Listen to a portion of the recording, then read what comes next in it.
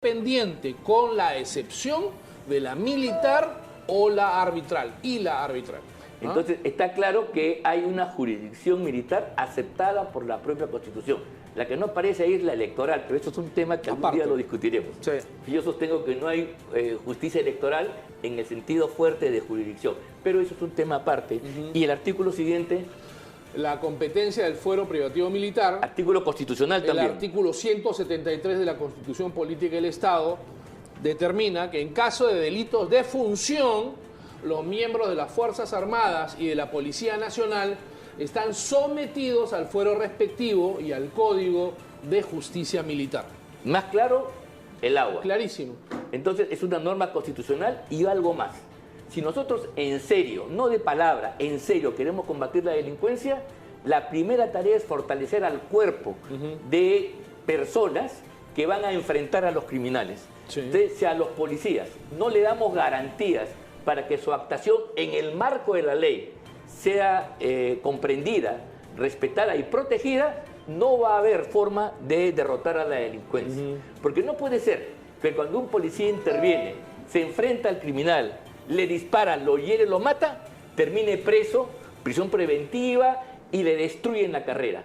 ¿Qué significa eso? Sí. Desmoralizar a los efectivos de las Fuerzas Armadas y la próxima vez, cuando vean un asalto, van a ver a otro lado.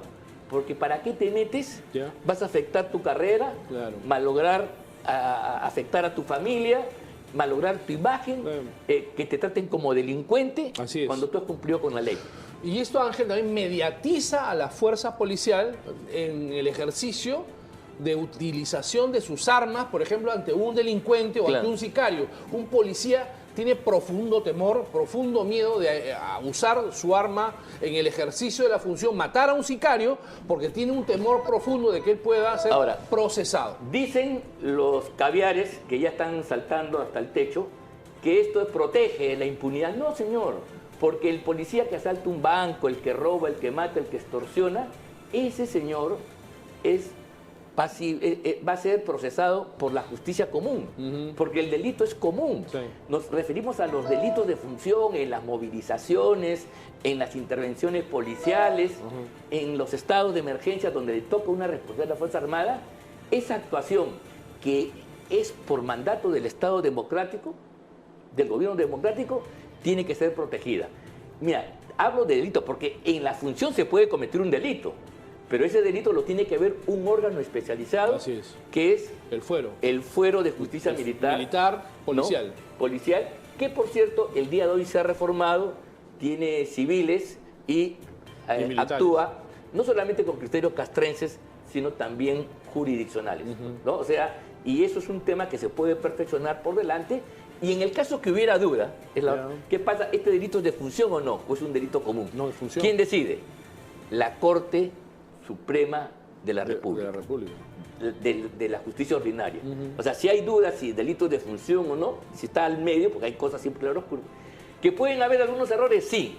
Pero yo prefiero cualquier error que se corrija más adelante, que se deje en indefensión a los efectivos policiales que tienen que salir al campo a protegernos a nosotros de los criminales. Sí, claro. ¿Sí o no? Sí. Si no, que salgan los críticos, que salgan los caviares pues, a enfrentar a los delincuentes. Esa es inaceptable. O sea, si queremos ser coherentes y serios, a las personas que nos van a defender, tienes que darle protección y seguridad. Absolutamente. De todo tipo. De lo contrario, no para que abusen, claro está. Nadie aquí plantea abusos ni cosas por el estilo. No estamos locos, no somos insensatos. Pero si se quiere realmente, en serio, hablar de lucha contra la criminalidad, tenemos que afiatar y proteger a nuestras fuerzas policiales y en ese desempeño de protegernos a todos los ciudadanos de todos los colores políticos sin excepción. Así es. Nadie está hablando de abusos ni excesos policiales, muy por el contrario. La idea fundamental de esto es proteger al cuerpo militar policial de eventos pues, que puedan perjudicarlo en la función. O sea, esta es que una ellos ley desempeñan. positiva que ha sacado este Congreso también, yo la aplaudo y la vamos a defender más adelante cuando haya el debate público. Y en segundo lugar, la otra ley es una ley también importante que ha caracterizado los delitos de lesa humanidad. Decirles a los amigos que nos escuchan y nos están viendo que esta es una ley que nace de una exhortación que hace un mandato del Tribunal Constitucional que el año pasado, en el segundo semestre, expidió una sentencia, una resolución que declaraba la validez constitucional de la ley que el Congreso había aprobado sobre la acotación en el tiempo de los delitos de lesa humanidad. O sea, que lesa humanidad, como llegó al Perú a partir del año 2001-2002, no se puede aplicar este concepto que hacia atrás, hacia los años 80, 90, porque en ese tiempo en el Perú no existía esta figura legal. O sea, las leyes penales, tú sabes, sabemos los abogados, que se aplican siempre hacia adelante. Así es. Y cuando se aplican hacia atrás es para proteger a las personas. Es lo que se llama la retroactividad benigna de la ley. Correcto. Ya. Pero la regla es que las normas penales que menoscaban derechos, que crean delitos, sanciones, siempre se aplican para adelante.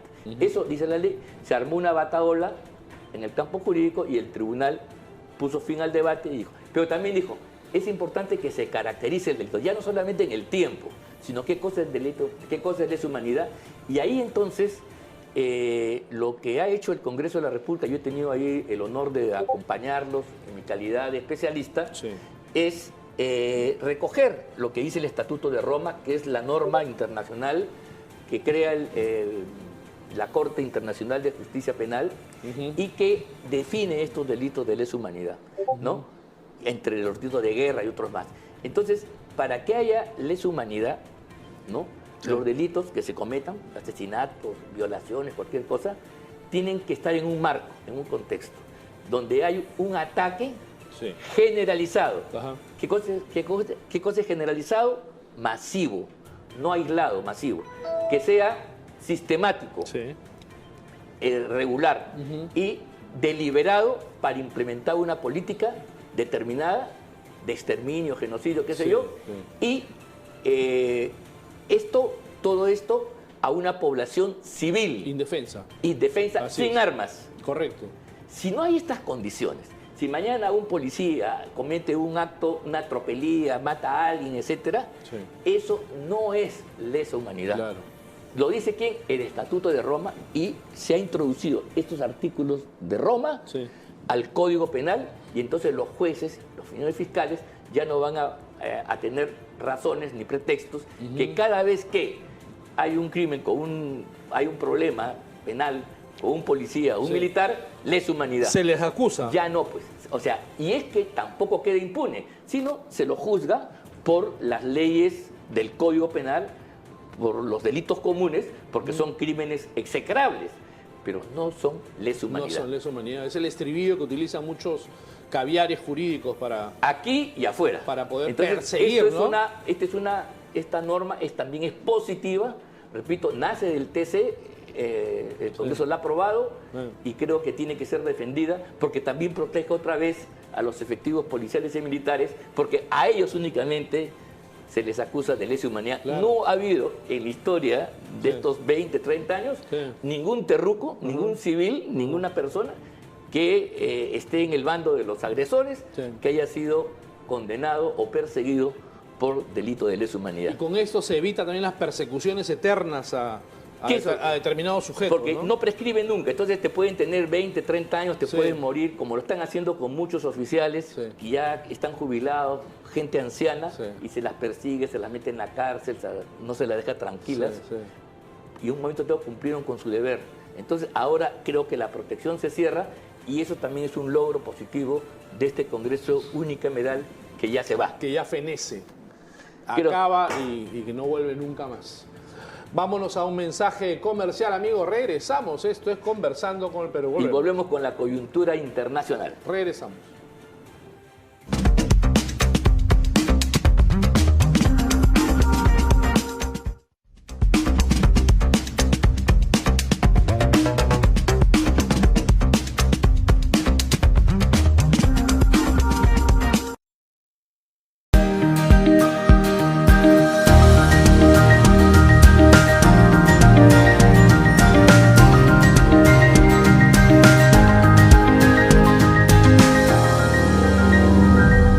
Está viendo PBO.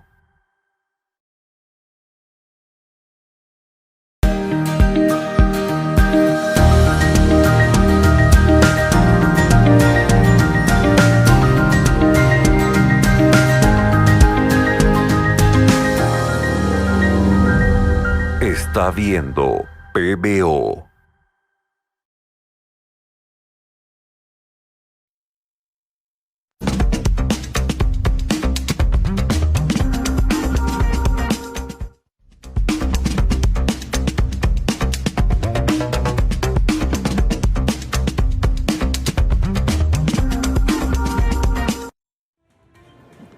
Amigos, regresamos al programa. Vamos a entrar en el tema con Ángel Delgado, en el tema internacional. Que es la segunda parte de nuestro programa para que tengamos una mirada sobre aspectos que no pueden ser soslayados si queremos comprender lo que en el país pasa. Así es. De eso se trata en última instancia. Es la idea, analizar el tema internacional, pero antes de ello tenemos que mencionarles lo que ha sucedido en Venezuela, ¿no? Un terremoto doble de 7.3 y 7.5 en la parte norte de Venezuela, Caribe, prácticamente en La Guaira. Ha destruido infraestructura, edificios, han colapsado urbanizaciones y han habido lamentablemente hasta el momento 1.000 muertos. Se proyecta que los muertos pueden llegar a 10.000 personas, venezolanos, y muchísimos heridos. Lo más reprobable de esto es que el Estado venezolano, chavista aún, no ha tenido evidentemente una capacidad de respuesta que pueda ayudar, que pueda coadyuvar esfuerzos, siquiera para poder rescatar a la gente que está debajo de los escombros, ¿no? Sí, es verdad. En las primeras horas, sobre todo, primero se cortó y se produjo una desconexión con el mundo. ¿Ya? Yo tengo familia en Venezuela, quise comunicarme, estaban colapsadas Todo. las redes, los teléfonos y todo lo demás, y ya eso se ha ido restableciendo poco a poco. Pero en esas 2 horas y el primer día, era la población la que estaba intentando rescatar a los suyos de los edificios destruidos. Sí. ¿Te das cuenta? Sí. No aparecían los contingentes del Estado Para nada. de lo que aquí sería defensa civil. Sí, o riesgos. Los bomberos, la Cruz Roja. Riesgos y desastres. Esos perros que saben actuar en los desastres por el olfato. Sí. O sea, toda esa parafernalia Nada. que en los países como nosotros existe cuando hay un desastre. Sí. En Venezuela han estado prácticamente las primeras horas ausentes. Así es. No está el cuerpo de bomberos, no se la ha visto, la defensa civil, ¿no? Ahora se le denomina gestión de riesgos y desastres. No ha habido nada. Bueno, y los primeros parece que llegan al día siguiente son un apoyo, una brigada de Salvador. Lo ¿no? que ha llegado al día siguiente, después de 24 horas de producir el desastre, como tú lo dices, han llegado ingentes recursos de El Salvador, de los Estados Unidos y de la Argentina para coadyuvar un poco el esfuerzo de ayudar a esta gente que se está muriendo en los escombros. Bueno, en realidad, pues esto es simplemente para subrayar una raya más al tigre del desastre objetivo, no ideológico, porque uno puede estar de acuerdo o no con la idea, pero objetivamente el desastre, lo que ha significado para los países de nuestra América, el llamado socialismo del siglo XXI que inventó el señor Hugo Chávez y que lo propagandizó por toda América, el Foro de Sao Paulo. Ahí están los resultados a la vista y creo que su objetividad nos resta de mayores comentarios, ¿no? Ahora, yo quisiera un poco recordamos que en la semana pasada habíamos anunciado este acuerdo que se firmó entre Irán y Estados Unidos para establecer un curso de negociaciones para poner fin al conflicto, a la guerra. Y el primer punto era abrir nuevamente el estrecho de Hormuz, por donde pasa el 20% del comercio petrolero, y su cierre estaba incubando una crisis de proporciones que llevó a Estados Unidos, al no tener cómo doblegar militarmente a la antigua Persia, a Irán, a formar este acuerdo. Este acuerdo se está discutiendo en medio de amenazas, discusiones, incidentes incluso, cosas por el estilo, pero hacemos votos de verdad de que con todas las dificultades esto salga adelante, porque hemos estado muy cerca de una crisis económica de proporciones que hubiera disparado los precios de la energía. Y ustedes saben, si se dispara la energía, todo lo demás crece en materia inflacionaria. Así es, ¿correcto? no solo la energía, el petróleo también, los fertilizantes No, pues habían subido. El petróleo, pues claro, ¿no? y todo lo que se deriva del petróleo. Es decir, el estrecho de Hormuz es un paso importantísimo por la cual pasa el 20-25% de toda la producción petrolera internacional, fertilizantes, comercio internacional, y esto genera inflación en los países. Lamentablemente Trump... Aquí tenemos la subida de la gasolina en los últimos meses, que se ha disparado a más de 20 por soles, esto. tiene como causa esto. Ha sido Espero por que esto. ojalá que ahora que baja un poco la guerra, Sí. no sé si el precio bajará, porque los precios después no bajan. Claro. Ese es uno. El otro tema importante que vimos era lo que está pasando en Europa. La guerra de Ucrania está cambiando de carácter. Recuerden ustedes que hace 4 años, el 22 de febrero del año 22, Rusia anunció una intervención que le llamó Operación Especial. Sí. O sea, era una guerra acotada, con algunos fines precisos, y cuyo objeto era básicamente proteger a la población prorrusa que habita en la zona del oriente y el sur de este país. Porque Ucrania es un país multicultural, Sí. tiene otras regiones que sí son más proeuropeas. El oeste ucraniano ha estado influenciado por Austria, ha pertenecido al Imperio Austrohúngaro, y el norte del oeste ha pertenecido al antiguo reino de Polonia-Lituania. Estoy hablando de 1600, o sea, de siglos atrás, y la influencia polaca ha sido muy fuerte. Ajá. Entonces, esa parte es más europea, pero la otra parte habla ruso, Sí. tiene la religión ortodoxa, sus costumbres son rusas, toda la vida. El Donbass. Que es la zona del Donbass, la zona de Zaporilla, o sea, lo que es hasta Odessa incluso, Claro. que es toda la zona Fronteriza con Rusia. que va con y que está a la orilla del Mar Negro, Ujú, ¿correcto? sí. En fin, eso era el objetivo. No se ha podido conseguir la paz a pesar de la intervención de Trump, a pesar de las reuniones que hubo.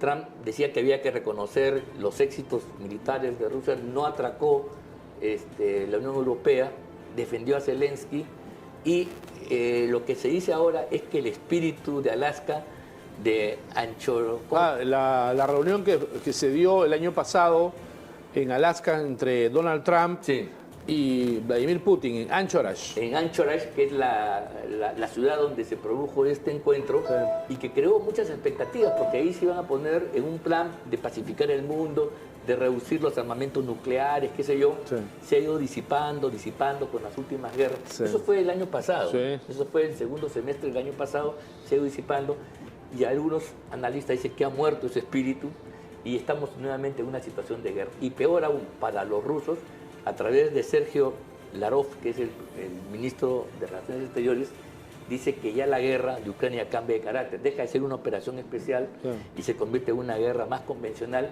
que es inclusive la primera parte de una guerra contra la OTAN. Claro. Y los de la OTAN también dicen, oye, se están armando para una guerra que sería a fines de la década, en el 2030.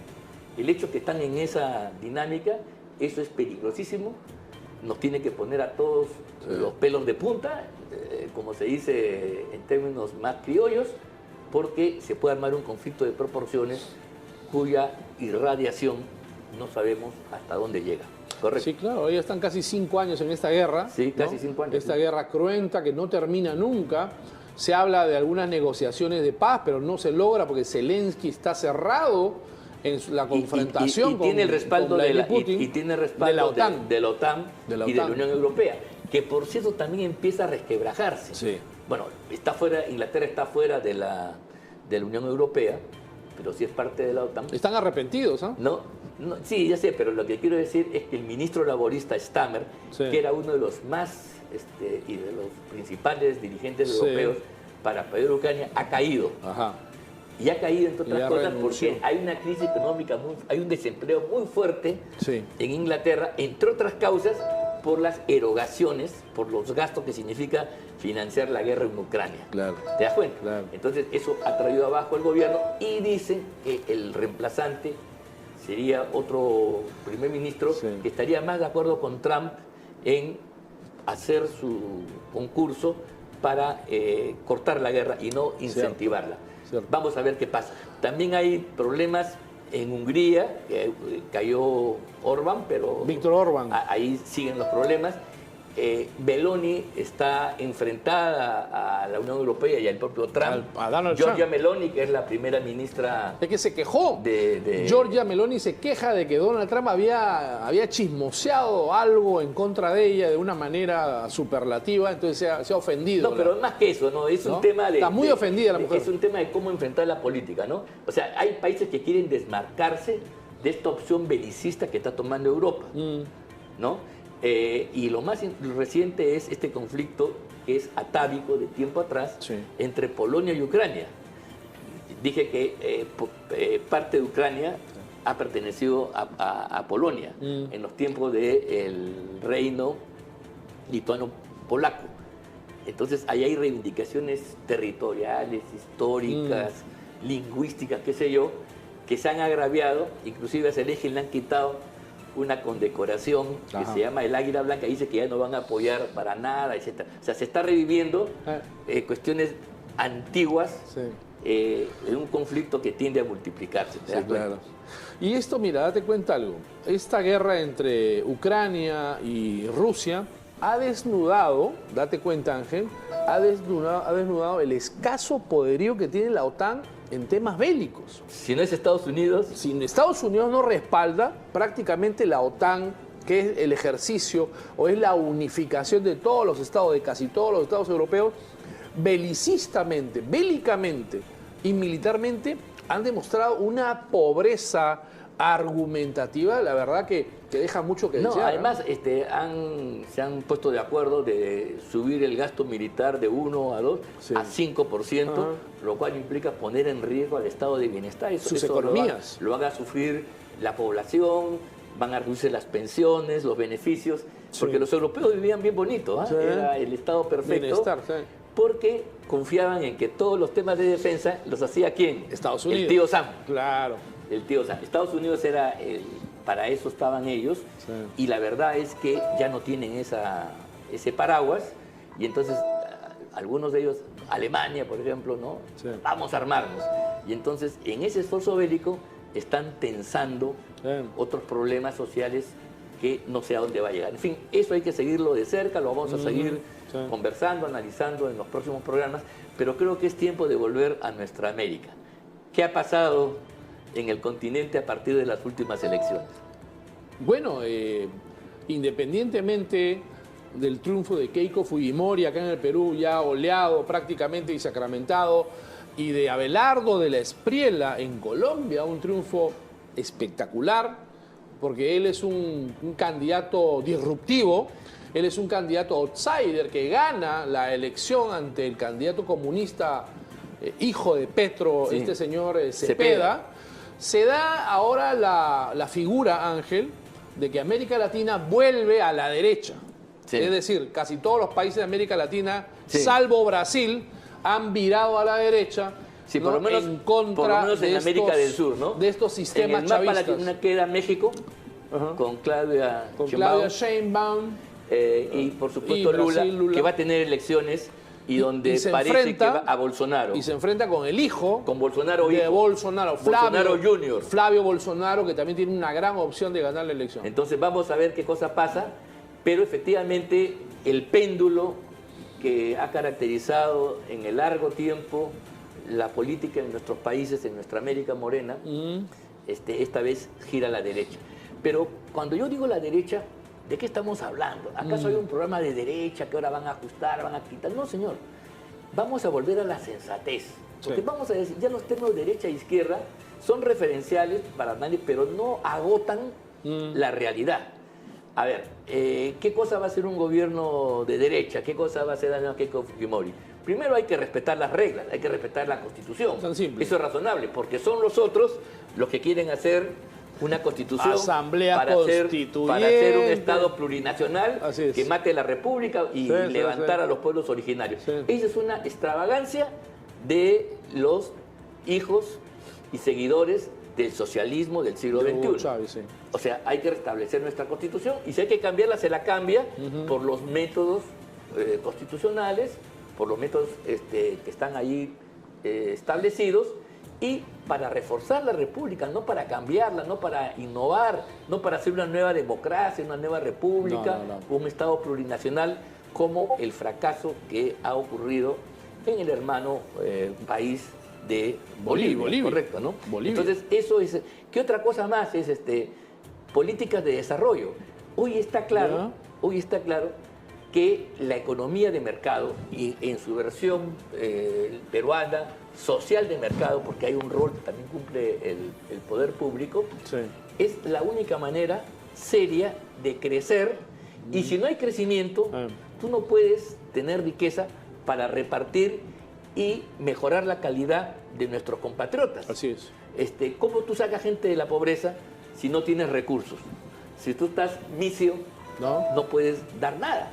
Entonces, la tarea de crecer, invertir, inversión pública y privada, nacional e internacional, para, como por ejemplo el puerto de Chancay, que es una muy buena opción, para que la torta de la producción crezca, y entonces, si la torta es más grande, ¿qué pasa?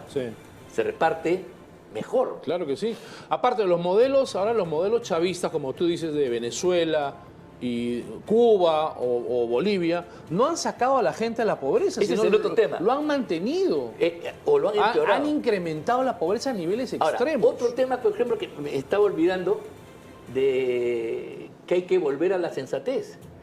Estos socialismos del siglo XXI adoptaron el globalismo y la ideología woke que venía de Europa, de Estados Unidos. Y entonces empezaron con políticas en las escuelas inculcar ideas tan extravagantes como que no hay sexos, si no hay género, y que tú puedes aceptar a los niños, a los niñitos, que ellos pueden ser hombres o mujeres de acuerdo a sus preferencias. Y los padres no pueden intervenir, ¿no? Un lenguaje deformado de todes, no sé qué más cosas, tontería y media. Un feminismo a ultranza totalmente contrario a la mujer en última instancia, y partiendo que la mujer es superior al hombre y al hombre lo quieren postergar, cuotas como las que hay hoy día en la política, que es a mi juicio un grave error que tendrá que corregirse un momento. Esa política woke que responde al globalismo se va a poner en su sitio. Y el mismo globalismo de las políticas que vienen de Naciones Unidas, que están dominadas por los caviares internacionales, por los woke, también van a ser morigeradas por estos gobiernos que van a poner por delante el interés nacional de sus países y sus tradiciones culturales. Nosotros no tenemos por qué negar lo que somos y convertirnos pues como los gringos y plantear pues que, caramba, que sí, quieren revisar la historia y negar, digamos, de que aquí ha habido un proceso de mestizaje, por ejemplo. Mestizaje es una mala palabra, quieren negar la conquista, quieren que el Perú sea una réplica del imperio de los incas, cosa que, por supuesto, es ridícula. Entonces, todas estas ideas extravagantes, aunque han estado vigentes en el Perú y en el continente en los últimos años, y es la que ahora están en franco retroceso. Así es. Enhorabuena. No es que de la Espriella ni Keiko Fujimori van a hacer políticas, caramba, de derecha, no van a hacer cosas distintas a las que el sentido común recomienda hacer. Por eso yo creo, más que de derecha, y digo, vuelve la sensatez a nuestros países, la defensa, para que otra vez tomen el camino del desarrollo y se inserten de mejor manera en el mundo globalizado. Esta derecha ahora lo único que va a hacer es apuntalar la defensa del Estado de Derecho, ¿no? La economía social de mercado. O sea, más crecimiento, más riqueza, con lo cual tú vas a poder reducir pobreza, como lo hizo Alan García. Por favor, ese es uno de los grandes méritos de Alan García. La economía social de mercado, respetar, ¿no?, el capítulo económico de la Constitución, la separación de poderes, la libertad de expresión que estaba conculcada por estos... Al estilo venezolano o boliviano. El plan de gobierno de Roberto Sánchez iba a poner mediadores, veedores ciudadanos en las redacciones de los medios para que nosotros, para que ellos impidan la cosa que podamos decir libremente. Entonces, ¿quiénes son los extravagantes? Son estos. Y ahora, ¿cuál es el resultado? Porque hemos tenido casi 20 años de gobiernos del socialismo del siglo XXI. ¿Cuál es el balance? Económico. ¿Cuál es el logro? En general, económico y cultural, las dos cosas. ¿Cuál es el avance cultural? Mira, en los años 60, Cuba, que era una islita chiquita, y en medio de la Guerra Fría y recibía el apoyo de la Unión Soviética, pudo tener algunos éxitos en materia social, en materia de educación, de salud, deportes. ¿No? Y como era una cosa pequeña, podía ser pues, puesta como una joyita para la vitrina. Y eso incautó, ¿no?, a muchos intelectuales, como Mario Vargas Llosa, por ejemplo, en su juventud, a Gabo, ¿no?, García Márquez, a Cortázar, en fin, y a mucha gente, porque era un experimento de David contra Goliat, los gringos se portaban. Pero eso también sirvió como un medio propagandístico cubano comunista para decir que la revolución socialista funcionaba muy bien. Pero hoy eso no sirve. 40, pero ¿cuánto pasó? 60 años. 60 años de el fracaso cubano es objetivo. Claro. ¿O no? Colapso total. Cayendo. Porque ya cuando ya no depende, cuando cuando terminó la Guerra Fría, cuando desapareció la Unión Soviética, el subsidio, y los chinos tampoco van a subsidiar, ni mucho menos, entonces vuelven a su realidad y entonces se dan cuenta que han vivido un espejismo. Así es. Y que no hay nada atrás. Y que la pobreza sigue lacerando a los cubanos, el atraso y peor aún, una dictadura, no hay libertad de expresión. O sea, ¿cuál es el costo de esos sacrificios en materia económica, material? Nada. Bueno, pero ya, eso es malo. Pero la grosería de Chávez en Venezuela es el colmo de los colmos. Porque Venezuela era el país más rico de la región, ¿o no? Así es. ¿Se acuerdan ustedes cuando los peruanos en los tiempos de los militares acá se iban allá, trabajadores, profesionales, a encontrar oportunidades? Sí. Hoy es al revés. La exportación de venezolanos que huyen por la falta de empleo, de trabajo, de oportunidades en su país, ha llenado los países del continente. Entonces, el fracaso es absoluto. O sea, Chávez ha destruido una economía, un país que era próspera, que tenía un recurso clave como el petróleo, y lo ha dilapidado. No, y la prueba es los resultados de la ineficacia para poder atender la catástrofe del terremoto. Venezuela en 1950 era una de las 6 economías más poderosas del planeta. Nadaban en petróleo y ahora lamentablemente está colapsado como país. Tan colapsado que no hay capacidad de respuesta para un terremoto Entonces, de esta característica. Lo que podemos decir ya concluyendo es de que tras el fracaso grotesco, evidente, material, sin tapujos del socialismo del siglo XXI, de las izquierdas y sus compañeros caviares, los países, los pueblos de nuestra América vuelven a la sensatez y están eligiendo no gobiernos de derecha por lo ideológico, sino por planteamientos racionales de vivir con prosperidad y en un marco de libertades democráticas. Punto. Si eso se consigue aquí en el Perú y en el resto de América, habremos dado un paso gigantesco para que nuestros países salgan de la postración y alcancen las metas que desde los tiempos de la independencia sus prohombres soñaron para nuestros países. Así es, que así sea, ¿no? Que así sea, ojalá. Que así sea y que la prosperidad pues inunde a nuestros países después de haber sufrido, ¿no?, tanta lacra socialista, chavista, comunista, etcétera, etcétera y etcétera. Amigos, muchas gracias. Esto ha sido Conversando con el Perú. Nos vemos la próxima semana. Abrazo grande para todos. Buenas noches.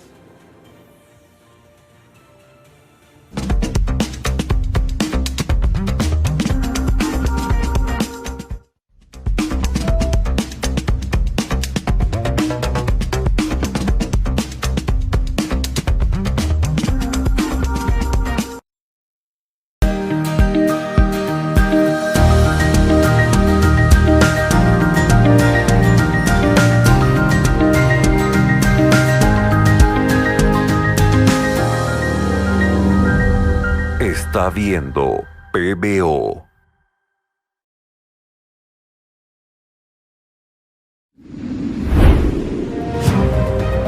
No hay duda, en el Perú estamos bendecidos.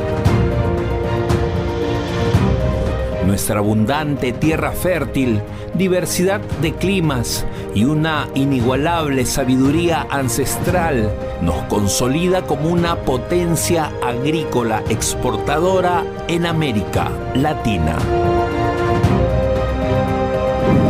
nadie le quedan dudas que la agricultura peruana tiene enormes oportunidades de crecimiento sostenible. Por ello, diversas alianzas estratégicas apuestan por la convivencia entre la agricultura y la minería, otra de nuestras principales actividades generadoras de empleo.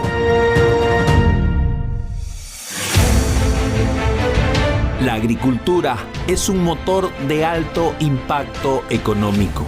Basta con ver nuestros cultivos en los mercados convertidos en un festín visual y un homenaje a la fertilidad.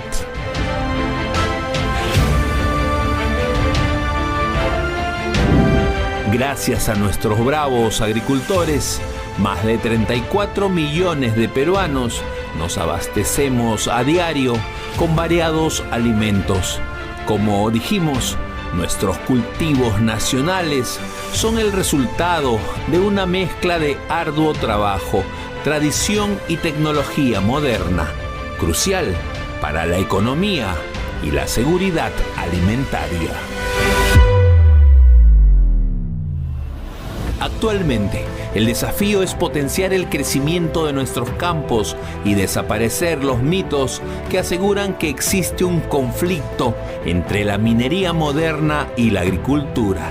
Se ha demostrado que la explotación minera responsable no agota ni contamina los recursos hídricos tan importantes para el desarrollo agropecuario.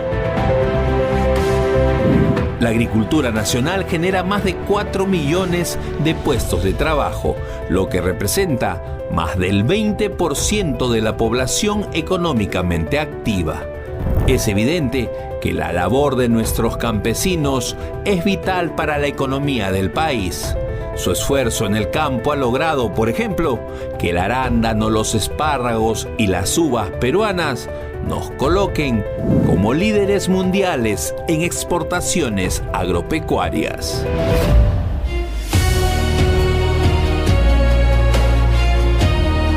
Empezamos esta semana una serie de documentales sobre la agricultura en el Perú, solo por PBO, gracias a Paltarumi.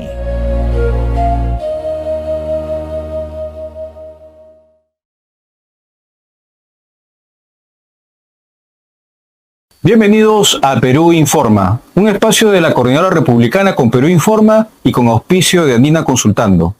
Somos transmitidos por PBO, la multiplataforma con fe que tiene la radio 91.9 FM y sus 250 repetidoras que transmiten en simultáneo a nivel nacional.